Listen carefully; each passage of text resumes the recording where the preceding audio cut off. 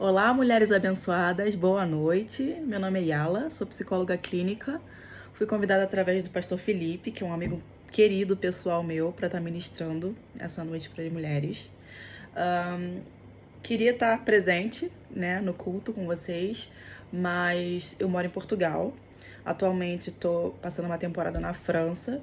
Nós temos 5 horas de diferença de fuso horário e devido a isso eu tô gravando esse vídeo. Eu queria fazer pelo menos um online, um ao vivo, né, uma live, mas devido a essa diferença tão grande de horário, alinhei com o Felipe que estaria gravando para que pudesse chegar até vocês uma palavra que Deus colocou no meu coração a respeito de complexo de inferioridade, né, e sobre autoestima. Ele disse que seria um culto de mulheres. E que mulher que nunca sofreu complexo de inferioridade ou não tem problemas com autoestima, né? A palavra que Deus me deu foi pautada no livro de 1 Samuel, capítulo 1. Eu queria que você agora abrisse sua Bíblia junto comigo. Como eu tô de férias na França, eu tô sem a minha Bíblia aqui, mas hoje em dia com a internet a gente consegue, né? Então eu vou estar lendo aqui no notebook que tá na minha frente. E a partir do versículo 2, diz assim: ele tinha 2 mulheres. Uma se chamava Ana e a outra Penina. Penina tinha filhos. Ana, porém, não tinha. Todos os anos, esse homem subia de sua cidade a Siló para adorar e sacrificar ao Senhor dos Exércitos. Lá, Ofne e Finéias, os 2 filhos de Eli, eram sacerdotes do Senhor. No dia em que Elcana oferecia sacrifícios, dava porções à sua mulher Penina e a todos os filhos e filhas dela.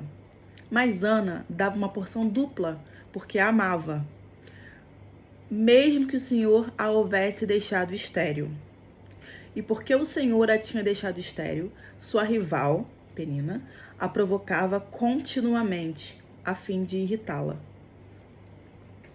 Isso acontecia ano após ano. Sempre que Ana subia à casa do Senhor, sua rival a provocava, e ela chorava e não comia.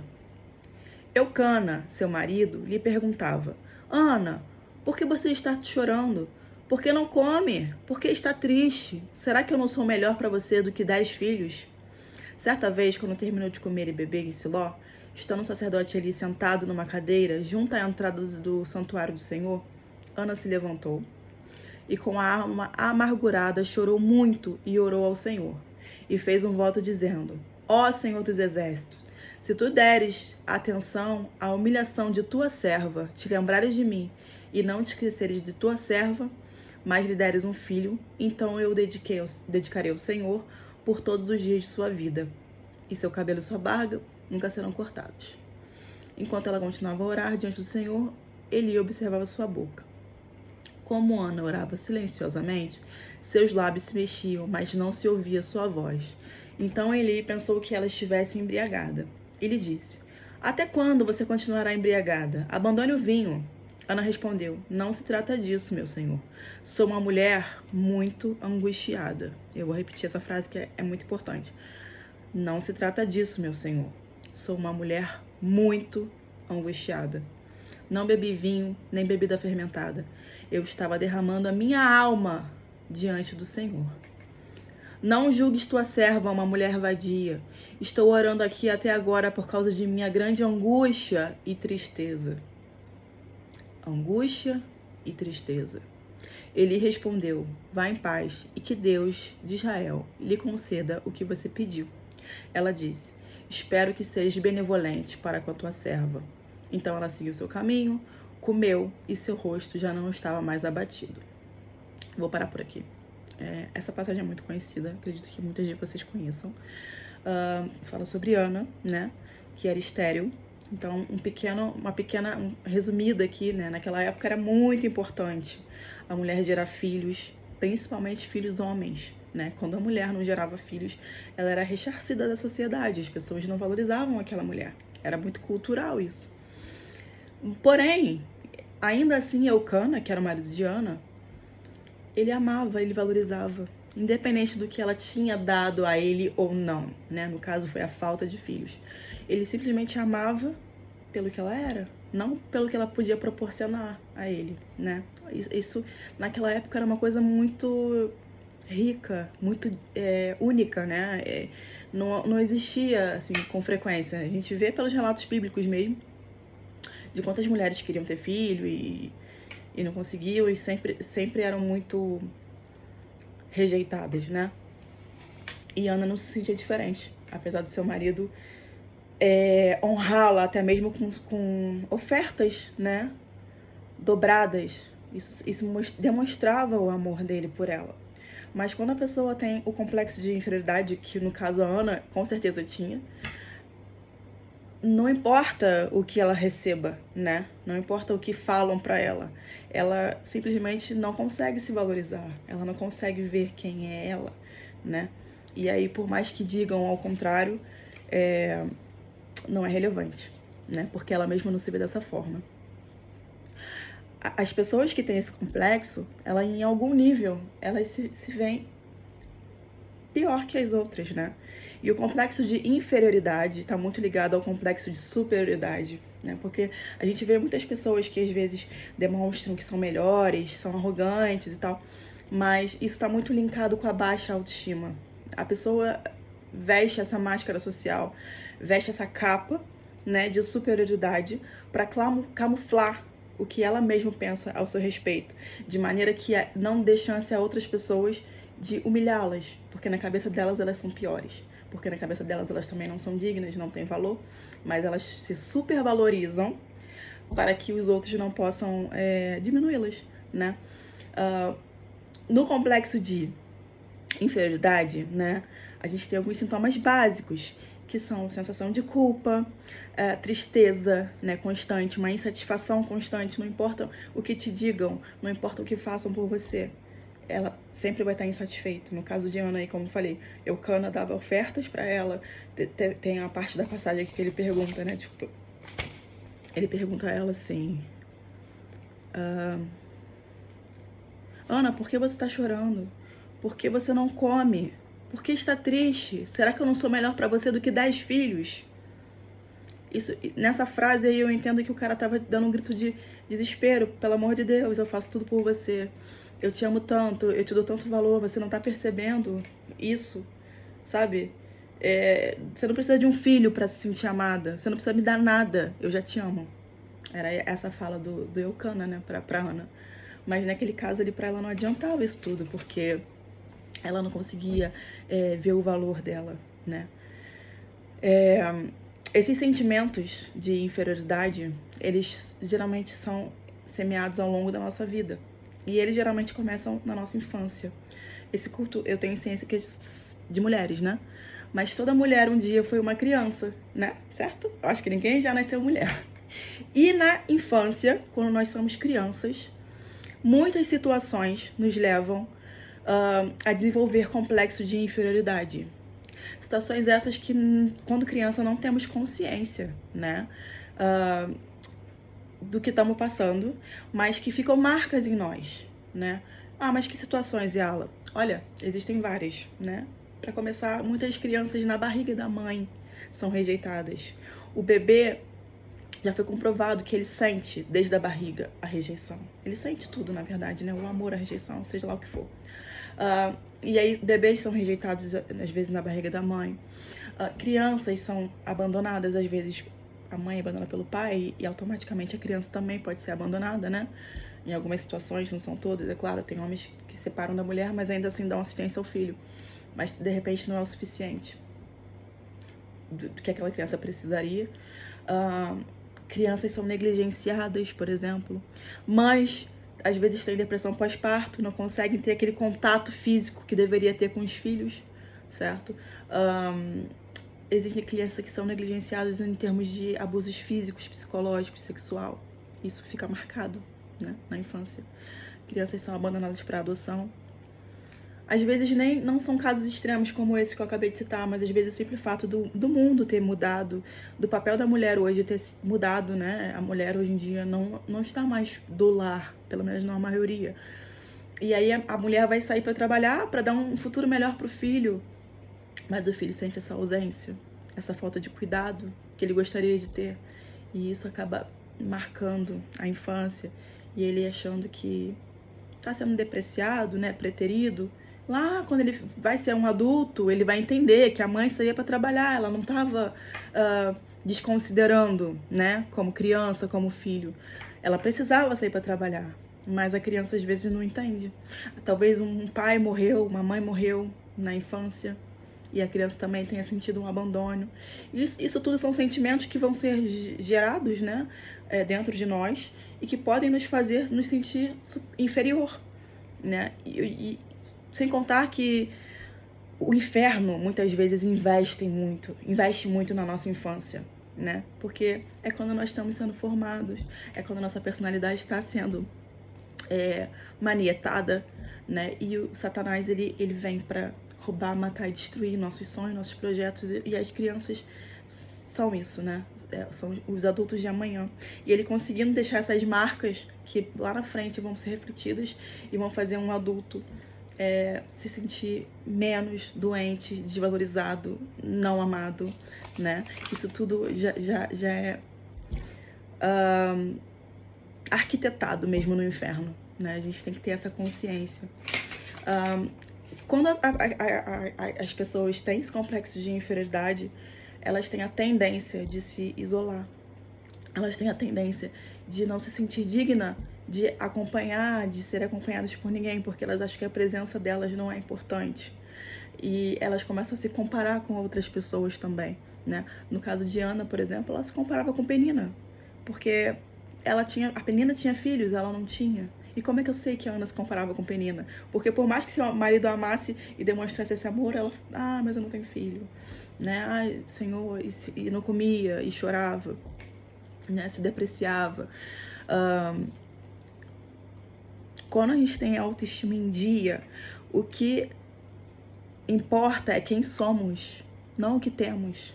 A gente sabe se valorizar, nós sabemos quem nós, qual é o nosso papel, qual é a nossa função, no sentido das nossas qualidades, das nossas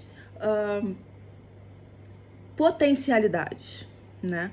Mas quando a gente não tem isso, por exemplo, tem gente que fala, né? Olha, eu vou pintar meu cabelo para aumentar a minha autoestima. Eu vou fazer um botox para aumentar a minha autoestima. Não, você não tá aumentando a sua autoestima. Você tá maquiando uma situação. Porque se tua autoestima tá no teu cabelo, né? Quando teu cabelo ficar branco ou quando tu não tiver dinheiro para passar uma tinta no cabelo, a tua autoestima acabou. Quando teu botox passar e você não tiver o dinheiro para retocar, acabou a tua autoestima. Então a nossa autoestima não tem que estar baseada nas coisas externas, mas é interno. É quem eu sou, né? Porque senão a pessoa vai envelhecer. E aí? A beleza, ela vai dar uma caída. Mas quem você é, né? Que você produziu no sentido de valores, né? Ao longo da tua vida.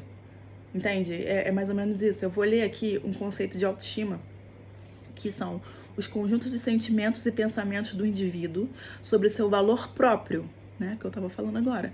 Competência e adequação que refletem uma atitude positiva ou negativa em relação a si mesmo, né?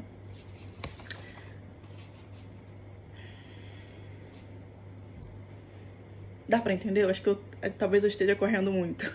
Até porque eu tenho 20 minutos pra falar, eu já tô em 3h40, eu tô olhando o reloginho aqui pra controlar. Mas enquanto a pessoa, ela não resolver a demanda de baixa autoestima, do complexo de inferioridade, nada vai a satisfazer. Nenhum presente, nenhum elogio. Essa pessoa, ela não se sente digna de ser elogiada. Ela pode até receber o elogio, mas no fundo ela vai falar, eu sou bonita, não sou nada. Eu sou importante, não sou nada, sabe? Ela não se permite. Ela tem bloqueios mentais, bloqueios intelectuais. Ela pode ter bloqueios de relacionamento interpessoal. E isso a prejudica os que estão em torno dela também. Porque você viver com uma pessoa assim é viver um relacionamento tóxico. A pessoa nunca tá bem. Se você não tá bem, você não consegue fazer o outro bem. Então, o ideal aqui, a proposta aqui, é a cura interior. É a cura da alma. De maneira que a gente deixa o Espírito Santo mudar o que você pensa ao seu respeito. Porque a nossa identidade, ela está em Deus. Quando você se deprecia, quando você não se valoriza, quando você acha que você não é nada e que você não merece nada, você está sendo contra o que Deus falou sobre você. Sabia que mesmo quando a pessoa é gêmea, gêmea idêntica, ainda assim, ela é única. A nossa digital, por exemplo, é uma coisa única. Você pode ser gêmea, mas a tua digital é diferente. Você pode ser gêmea da pessoa, mas a tua personalidade, as tuas características aqui dentro vão ser diferentes. Pode ter até algumas similaridades, mas você é um ser individual, particular. Deus pegou você e Ele te fez de uma maneira toda especial. Deus falou que você é a imagem e semelhança dEle. Quando você diz que você não merece ser feliz, quando você diz que você não é nada, que você não é importante, você está dizendo que Deus não é importante. Você diz que Deus não merece ser feliz porque você é a imagem e semelhança dEle. Já parou pra pensar nisso? Que você se depreciar é um pecado contra o próprio Deus. E o inferno, ele quer isso pra sua vida. É por isso que o inferno, ele investe tanto em almas. Eu falei lá da infância, né? Das coisas que podem acontecer durante a infância, de maneira que o indivíduo, na fase adulta, venha a desenvolver complexo de inferioridade. Mas às vezes não, muitas vezes, acontece na fase adulta também, né? Através de traições, por exemplo. Né? Quando o marido trai uma mulher trai um marido, a autoestima, ela pode cair muito, né? É muito difícil não cair. Quando existe abandono, por exemplo, dos filhos, né? Os pais chegam a uma certa idade que alguns filhos abandonam e a autoestima pode cair também. Existem várias situações que podem abalar a nossa autoestima e que a gente precisa estar atento para que a gente não venha se perder em meio às circunstâncias, porque se a gente sabe quem nós somos, sabe o nosso propósito em Deus, nada abala a nossa autoestima, né? Pelo contrário da infância, como eu tinha falado da infância, essas coisas podiam abalar a autoestima da criança, né? Que é o abandono, a negligência, etc. O excesso de cuidado, o excesso de proteção também pode. Mas por quê? Porque tudo que é em excesso estraga, né? Se você protege teu filho de maneira demasiada, ele se torna um adulto inseguro. Se você não deixa ninguém criticar teu filho, ele entende que ele não pode, ele é perfeito, ele não pode errar. E isso é uma carga muito pesada para uma criança. Essa criança vai ser um adulto. E esse adulto vai ser um adulto medroso, um adulto que vai sempre estar se comparando, né? Na infância também existe muita comparação, principalmente para quem tem irmão, né? Ah, teu irmão estudou, teu irmão tirou uma nota boa, você ainda não tá mostrando muito desempenho. Ah, teu irmão já almoçou, tu não almoçou ainda. A gente às vezes faz esse joguete com as crianças até para manipular, para ver se tem algum resultado, né? A criança não tá comendo, ah, teu irmãozinho já comeu, come aí. E às vezes dá certo. Mas isso ficam marcas na criança, né? Que vai gerando, é um ciclo, né? Que quando o adulto vai piorando, né? E a comparação hoje em dia tá muito na moda, né? Infelizmente. Quem não tem rede social hoje em dia? A gente na rede social, Instagram, Facebook, a gente segue esses modelos, né? De estereótipos, né? Os padrões. E a gente geralmente segue quem a gente gostaria de ver, quem a gente gostaria de se inspirar, né? E a gente sabe que com os filtros, né? A gente sabe que com os procedimentos estéticos, a gente acaba exigindo muito da gente. A gente acaba querendo muito ser como a outra pessoa. Isso não é saudável, né? A gente isso não é bom para nossa autoestima, porque a gente vai esperando coisas que nem existem. Na verdade, esse mundo de internet, de globalização, ele é tão irreal, né? E se a gente não tomar consciência disso, a gente acaba entrando naquele mundinho ali e se perdendo em meio dele. Então hoje eu quero te chamar para essa consciência, né? Que você venha pensar, né, sobre quais são os seus traumas, o que você passou na sua infância, você tem algum sentimento de inferioridade, né? Eu vou ler uma listinha aqui sobre alguns aspectos do complexo de inferioridade e eu quero ver se você se enquadra em algum deles. Eu quero que você reflita aí, se possível até feche o olho e tenta ver se você se vê com alguma dessas demandas aqui que eu vou falar. Timidez extrema no entorno social. Necessidade de agradar e satisfazer os demais. Dificuldade para tomar decisões. Deixar-se influenciar facilmente por opiniões externas. Valorizar em excesso as conquistas dos demais, enquanto se sente incapaz de reconhecer suas próprias conquistas, ou achar que não é capaz de conquistar nada. Com frequência se vitimizar ou ir ao extremo com como encarnando um papel perfeccionista. Ou seja, tudo você é vítima. Olha, se o trovão caiu, a culpa é tua. Olha, é uma coisa natural, mas a culpa é tua. E você espera muito de você, espera muito perfeição de você, sendo que quem é perfeito? A gente não consegue ser perfeito o tempo todo, né? Acho que tempo nenhum. Não consegue ser criticado, apresentar sensibilidade às críticas. Às vezes nem é uma crítica, mas você já se dói. Você precisa curar isso na sua alma. Isso também é um aspecto muito forte do complexo de inferioridade e da baixa autoestima, tá? E tendência em apontar os erros dos demais como estratégia de autoproteção, porque se o outro é culpado, então o culpado não é você, você é a vítima. Isso é muito forte.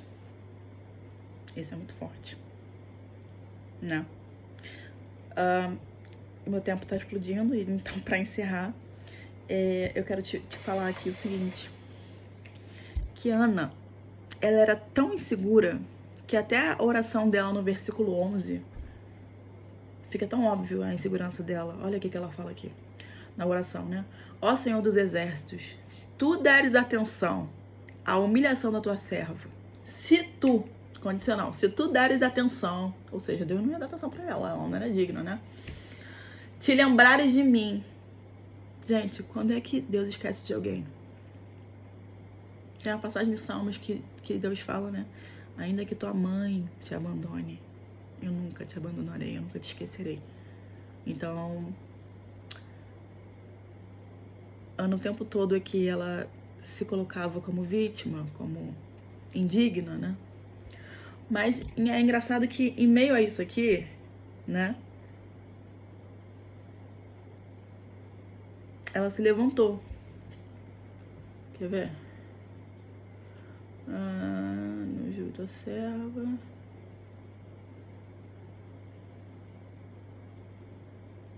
Ela se levantou, ela comeu, ela bebeu, né? Ou seja, ela orou. Ana, ela tomou uma atitude. Ela tomou uma atitude positiva em relação a isso. Olha, as marcas nós sempre vamos ter.